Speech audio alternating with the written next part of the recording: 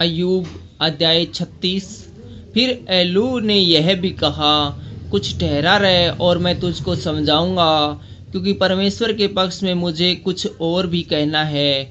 मैं अपने ज्ञान की बात दूर से ले आऊंगा और अपने सृजनहार को धर्मी ठहराऊंगा, क्योंकि निश्चय मेरी बातें झूठी न होंगी। वह तेरे संग है, वह पूरा ज्ञानी है। देख, परमेश्वर सामर्थी है और किसी को तुच्छ नहीं जानता। वह समझने की शक्ति में समर्थ है।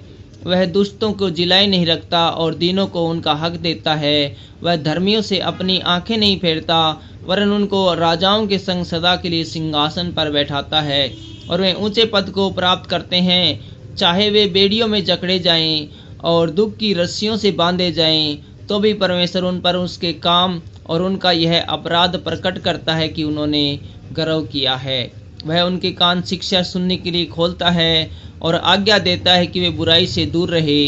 यदि वे सुनकर उसकी सेवा करें, तो वे अपने दिन कल्याण से और अपने वर्ष सुख से पूरे करते हैं। परंतु यदि वे न सुने, तो वे तलवार से नष्ट हो जाते हैं और अज्ञानता में मरते हैं। परंतु वे जो मन ही मन भक्तिहीन होकर क्रोध बढ़ाते और जब वह उनको बांधता है तब भी दुहाई नहीं देते, वे जवानी में मर जाते हैं और उनका जीवन लुच्चों के बीच में नष्ट होता है। वह दुखियों को और उनके दुखों से छुड़ाता है और उपद्रव में उनका कान खोलता है। परंतु वह तुझको भी कलेश के मुंह में से निकालकर ऐसे चौड़े स्थान में जहाँ सकेती नहीं है पहुँचा देता है और चिकना चिकना भोजन तेरी मेज पर परोसता है। परंतु तूने दुष्टों का सा निर्णय किया है, इसलिए निर्णय और न्याय तुझसे लिपटे रहते हैं। देख, तू क्रोध से भड़क कर ठट्ठा मत कर और नए प्रायश्चित को अधिक बड़ा जानकर मार्ग से मुड़। क्या तेरा रोना या तेरा बल तुझे दुख से छुड़ा देगा? उस रात की अभिलाषा न कर जिसमें देश देश के लोग अपने अपने स्थान से मिटाए जाते हैं। चौकस रह, अनर्थ काम की ओर मत फिर। तूने तो दुख से अधिक इसी को चुन लिया है। देख, परमेश्वर अपने सामर्थ्य से बड़े बड़े काम करता। उसके समान शिक्षक कौन है? किसने उसके चलने का मार्ग ठहराया है और कौन उससे कह सकता है तूने अनुचित काम किया है?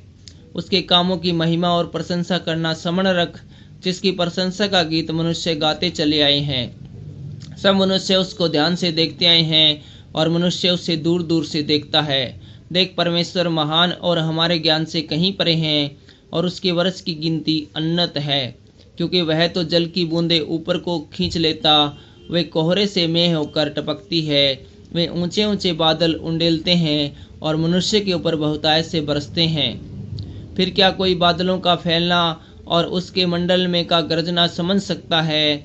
देख, वह अपने उजियाले को चारों ओर फैलाता है और समुद्र की थाह को ढांपता है क्योंकि वह देश देश के लोगों का न्याय इन्हीं से करता है और भोजन वस्तुएं बहुतायत से देता है। वह बिजली को अपने हाथ में लेकर उसे आज्ञा देता है कि निशाने पर गिरे। उसकी कड़क उसी का समाचार देती है।